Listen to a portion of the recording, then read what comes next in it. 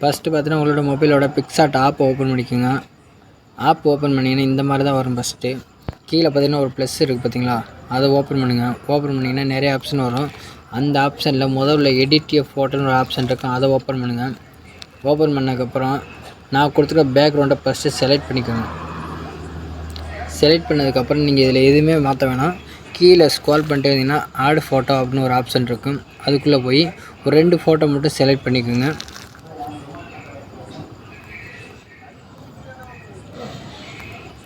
ஒரு 2 photo select பண்ணிட்டு இதில் பார்த்தீங்கன்னா நீங்கள் இந்த பேக்ரவுண்டு எப்படி போகணும்னா கீழே பாருங்கள் ரிமூவ் பிஜின்னு இருக்குது பார்த்தீங்களா, அது கொடுத்தீங்கன்னாவே உங்களோட பேக்ரவுண்டு போயிடும். போனதுக்கப்புறம் நீங்கள் இதை இந்தளவுக்கு வச்சுக்கோங்க.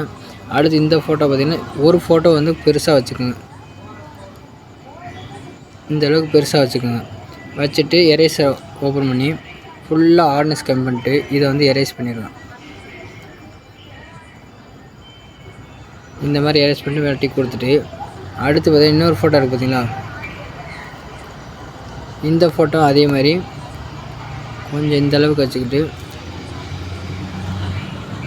ஹார்ட்னஸ் ஃபுல்லாக கம்மி பண்ணிவிட்டு அதே மாதிரி பாதி அளவு எரேஸ் பண்ணிடலாம். இதெல்லாம் எரேஸ் பண்ணிட்டு இப்போ டிக் கொடுத்துருங்க. கொடுத்துட்டு இப்போ பார்த்தீங்கன்னா இந்த ஃபோட்டோ இந்தளவுக்கு வச்சுட்டு இந்த ஃபோட்டோ பார்த்தீங்கன்னா இந்தளவுக்கு வச்சுக்கணும். வச்சுட்டு அடுத்து பார்த்தீங்கன்னா நான் கொடுத்துருக்க லைன் நீங்கள் பார்த்தீங்கன்னா இந்தளவுக்கு வச்சுக்கணும்.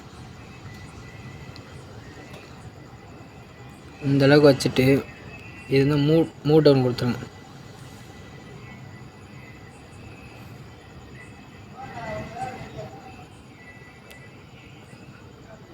இந்த அளவு கொடுத்துட்டு இதோட எரேசரில் போய் ஃபுல்லாக ஹார்ட்னஸ் கம்மி பண்ணிட்டு கீழே இந்த கட் பண்ணதெல்லாம் இருக்குது பார்த்தீங்களா, அதை மட்டும் எரேஸ் பண்ணிடுங்க. இந்த மாதிரி எரேஸ் பண்ணிட்டு டிக்கு கொடுத்துடணும். கொடுத்ததுக்கப்புறம் அடுத்து நான் கொடுத்துருக்க சின்ன சின்ன பிஎன்ஜி இருக்குது பார்த்தீங்களா, அதை மட்டும் ஆட் பண்ண போகிறோம். அதுக்கு என்ன பண்ணி பார்த்தீங்கன்னா கீழே ஆட் ஃபோட்டோன்னு ஒரு ஆப்ஷன் இருக்குது, அதை ஓப்பன் பண்ணி ஃபஸ்ட்டு இந்த புள்ளி புள்ளியாக கொடுத்துருக்கு பார்த்தீங்களா, இதை என்ன பண்ணிங்கன்னா கொஞ்சம் இந்த அளவுக்கு வச்சு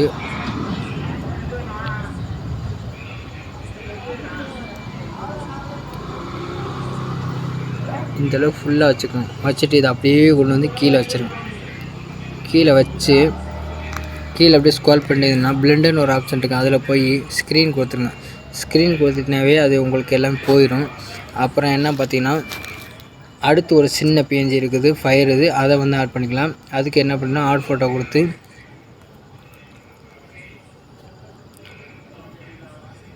இந்த பிஎன்ஜியை ஓப்பன் பண்ணி இதை என்ன பண்ணுறீங்கன்னா கொஞ்சம் இந்தளவுக்கு இழுத்து அப்படியே கொண்டு இந்த மூலையில் செட் பண்ணிடுங்க. செட் பண்ணிட்டு இதை அப்படியே ஸ்க்ரால் பண்ணிட்டு பிளெண்டில் போய் ஸ்க்ரீன் கொடுத்துருங்க. ஸ்க்ரீன் கொடுத்துட்டு இதே நீங்கள் ஒரு டூப்ளிகேட் பண்ணிக்கோங்க. டூப்ளிகேட் பண்ணிவிட்டு கீழே அப்படியே ஸ்க்ரால் பண்ணிங்கன்னா ரொட்டேட்னு ஒரு ஆப்ஷன் இருக்கும், அதை கொடுத்து 3வது ஆப்ஷன் கொடுத்திங்கன்னா ரொட்டேட் ஆகி இதை கொண்டு அதே மாதிரி இந்த மூலையில் வச்சுருங்க.